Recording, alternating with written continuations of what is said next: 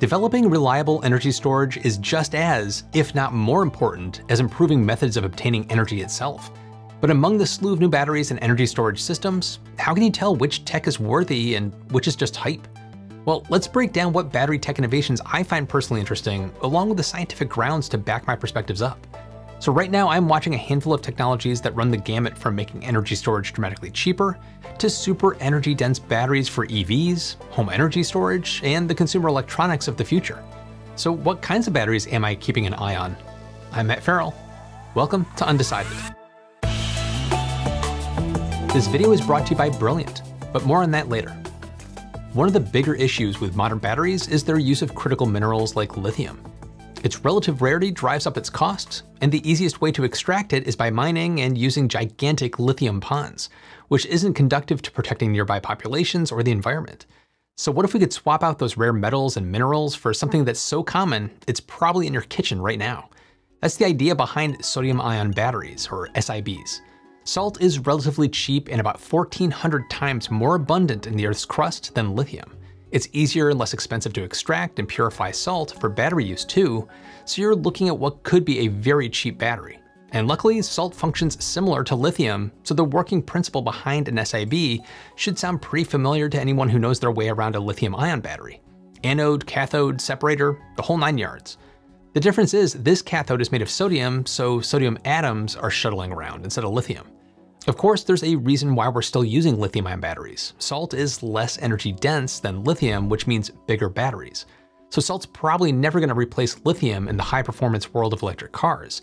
But what if we could find a way to boost SiB's performance? Then we'd potentially have cheap, safe, and plentiful batteries that would be a great fit for our growing stationary energy storage needs.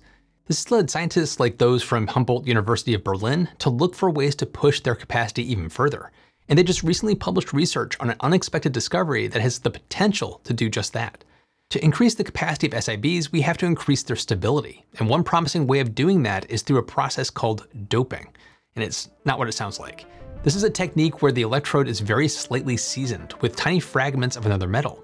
It's common practice for lots of batteries and semiconductors and is a good way of getting some of the benefits of a new cathode metal without all the drawbacks or cost of building a whole new cathode out of some niche material. In this case, the HBU scientists were looking to expand their salt battery's capacity by upping its stability. First, they tried scandium, which looked great on paper, though it didn't actually improve the stability all that much. Next, they tried magnesium, but they didn't hold out hope for it, because magnesium causes the exact kind of harmful redox reaction that we're trying to avoid. However, in a sodium-based setup, the team observed it suppressing this reaction instead. The researchers are still studying exactly why this happens, but it's a promising step forward for a cheap sodium battery with prospects of better longevity and stability, which is great for those stationary storage applications. Now, while we wait to see how this new advancement affects SiBs, they're already making commercial headway. CATL, which is China's and probably the world's leading battery manufacturer, told PV Magazine that it developed a basic industry chain for sodium-ion batteries and established mass production. European battery maker Northvolt unveiled their sodium nickel manganese cobalt battery pack in November and touted it as the company's next-gen energy storage device. And back in January, Aculon Energy unveiled plans to scale their SiB production up to 2 gigawatt-hours by mid-2024, which is right now. There's a whole lot of movement in the SiB sector, and hopefully it won't be too long until a residential version hits the market, allowing homeowners with solar panels an affordable way to store their extra energy for later. But salt isn't the only way to store energy, and wrapping your head around all these different concepts and different chemistries, it can be overwhelming. That's why I spent a lot of time going through the chemical reaction course at today's sponsor, Brilliant. It gets hands-on with the important concepts like the state of equilibrium, atoms and charges, and a whole lot more. Concepts that apply directly to batteries. I found it extremely helpful. Brilliant does a wonderful job breaking complex topics down with hands-on problem solving that let you play with the concepts. It builds your critical thinking skills through doing and not by memorizing, with thousands of interactive lessons in math, data analysis, programming, and AI. If you're like me, you probably are very busy and you may not think that you have the time to take a course, but Brilliant is built around bite-sized lessons that take just a few minutes every day. They have something for everyone, like scientific thinking, which lets you engage with the key scientific principles and theories hands-on, like comparing circuits to understand voltage and current. To try everything Brilliant has to offer for free for a full 30 days, visit brilliant.org/undecided or click the link in the description. You'll also get 20% off an annual premium subscription. So thanks to Brilliant and to all of you for supporting the channel. As I go down my list of what's hot and what's not in the battery world, I'd be remiss to ignore thermal energy storage devices, also known as TES devices or thermal batteries. They're unsurprisingly a type of device that stores energy in the form of, you probably guessed it, heat. And if you don't convert that heat back into electricity, then thermal batteries tend to have incredible round-trip efficiencies. You can get upwards of 90% of the energy that you store back out without losing much to time, conversion, or entropy. These are exciting because they really pair well with intermittent renewables like wind and solar. Collect all the solar and wind energy when the conditions are good, turn it to heat and squirrel it away for later. It's simple, right?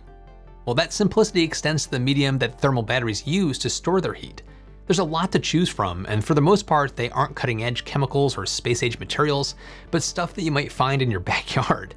For instance, sand is looking to be one of the most promising types of thermal batteries because it has a low specific heat, meaning it's easy to get hot, and in a large mass, it holds onto that heat pretty well.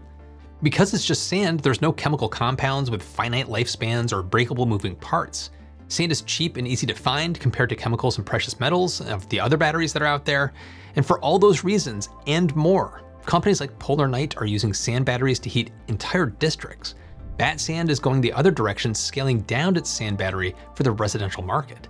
And while TES batteries are dirt simple, sand isn't the only option.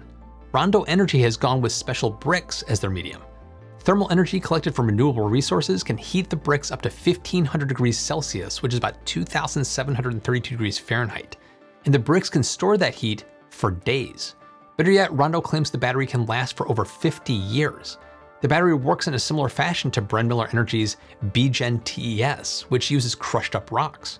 This battery achieves a lower temperature of just around 100 to 530 degrees Celsius, which is about 212 to 986 degrees Fahrenheit, but that's sufficient for some manufacturing requirements and building heating. Unless of course you'd prefer to have your home office kept at a toasty 500 degrees Celsius. Now, thermal storage devices are efficient and cheap, but their biggest downside is just how big they are. The mechanics of storing heat means the bigger, the better. So these things tend to be cumbersome. Polar Night's new sand battery measures 13 by 15 meters or about 43 by 49 feet. Miller's B-Gen battery weighs 10 tons and is 12 meters long. I haven't even mentioned Vattenfall's water-based TES in Berlin. And yes, you can make a TES with water. In fact, you already have one, it's your water heater. Now, Vattenfall's capacity is just a bit bigger, as it's about 45 meters or 150 feet tall, holding 56 million liters. That's the same amount of water as over 22 Olympic swimming pools. Heck, even Bat Sand's tiniest residential-sized sand battery is 40 cubic meters. And while the size of thermal batteries certainly limits where and what we can use them for, it's not that big of a deal when it comes to the sort of applications that they're best suited for, like stationary storage. When storing enough energy to heat houses, buildings, or use the heat for manufacturing, having a large footprint is a small price to pay, especially when sand, rocks, and water are so cheap. When it comes to storing energy, scalability is key, but storing energy isn't as simple as storing more tangible objects. If you want more energy storage, sometimes you can't simply build a bigger battery. Things aren't that easy. Enter the flow battery. Now, these batteries have two tanks filled with different liquids. One tank acts as an anode in the form of an anolyte, and the other acts as a cathode in the form of a catholyte. Pumping them past each other, separated by a membrane, creates an electrochemical reaction and stores energy in chemical bonds. Quite simply, the bigger the tanks, the more energy that you can store. There's now a ton of different flavors of flow battery like vanadium, zinc bromine, and several organic varieties. And the one I want to bring to your attention today is a liquid iron flow, or LIF, which works like other flow batteries with two big tanks and a separator. The twist is that both of the liquids at play here are just a liquid electrolyte dosed with a slightly different iron ion, hence the name. Now, these materials are readily available, which makes these batteries cheap and easy to produce. Having the tanks filled with different kinds of iron atoms means that, unlike other flow batteries, if a little bit of tank A passes through the membrane and gets into tank B, it's not going to cause a permanent bit of damage. Now, LIF batteries are nothing new, but earlier this year, the US Department of Energy's Pacific Northwest National Laboratory announced that it had made a breakthrough. Researchers added a chemical called nitrilotrimethyl-phosphonic acid, or NTMPA, to their liquid electrolytes, a commercially available substance usually used in water treatment plants to fight corrosion. And it turns out it's also really good at storing charged iron ions at room temperature and a neutral pH. Thanks to the NTMPA, the research team reported that their initial design has an energy density of up to 9 watt-hours per liter. And for reference, commercially available vanadium flow batteries are already much denser at around 25 watt-hours per liter. That's all right though. For a rough draft on a lab bench, 9 watt-hours per liter is a very promising start, especially for something made from easily available materials that can scale up so well. LAFs do have some downsides to keep in mind though. Like thermal batteries and soufflés, they just don't travel well. That's on top of their relatively sluggish charge and discharge times and underwhelming energy density. But these drawbacks aren't really problems when it comes to applications like stationary energy storage. Here, scalability is key and no battery scales up quite as easily as the flow battery.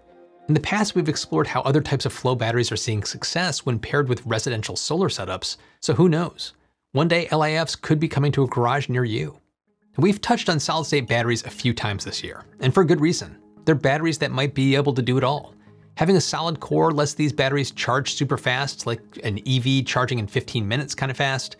And more importantly, it also fights dendrite growth, which are those metal spikes that grow as you use a battery that can kill it from the inside out.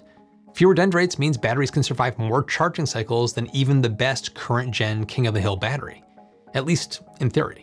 So if solid-state batteries aren't living up to their intention just yet, why do I think that they're worth watching in 2024?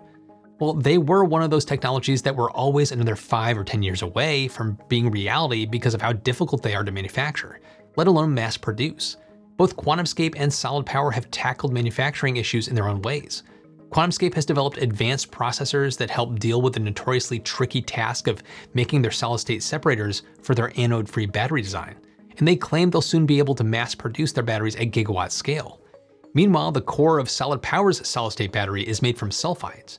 Now these are less temperamental than the traditional solid-state materials, which should make them easy for Solid Power to manufacture them with common roll-to-roll technology. Solid Power is building their factories right now, planning to make enough solid-state batteries for 800,000 EVs by 2028. So while these solid-state batteries aren't surpassing traditional lithium just yet, they are super promising. And once solid-state batteries are on the market, they could mature pretty quickly. That could see us work out the kinks and drop the cost so these batteries can finally live up to their super dense promise. But only time will tell. So let's close out with silicon batteries, the most powerful ones on the list. Now these are already seeing some commercial success, and companies like Amprius, 1D, and Sila Nanotechnologies are hoping to push this even further. Silicon is amazing at storing lithium ions. It takes just one silicon atom to store 4 lithium ions.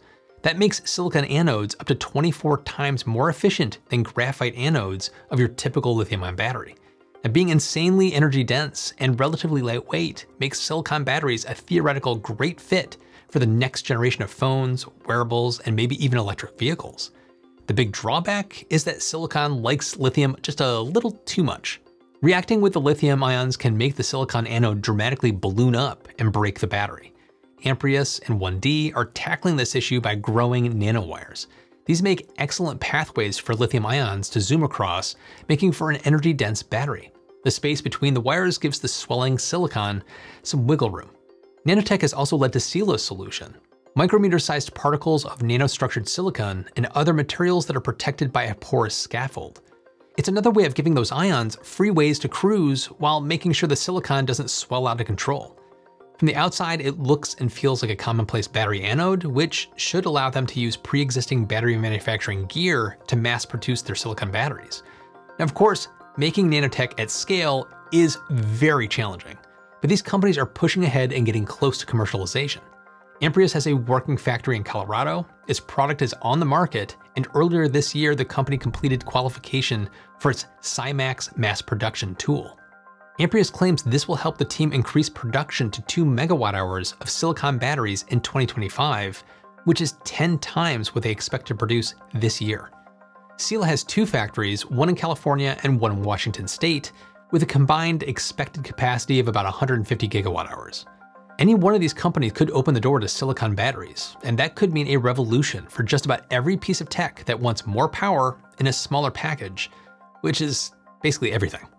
That's all just a taste of what's to come. We'd be here forever if I were going to list all the exciting new battery tech to watch in 2024 and beyond. It feels like the battery sector is on the cusp of a transformative phase, one where lithium will still have its applications, but we'll have a lot of other viable alternatives. Whether it's stationary storage, EVs, or anything else, I can't wait to see what niches these batteries find and how they'll make things more green, more efficient, and just plain better. But what do you think? What batteries are you keeping an eye on? Jump into the comments and let me know, and be sure to listen to my follow-up podcast, Still to be Determined, while we'll keep this conversation going. Thanks as always to my patrons for your continued support, and I'll see you in the next one.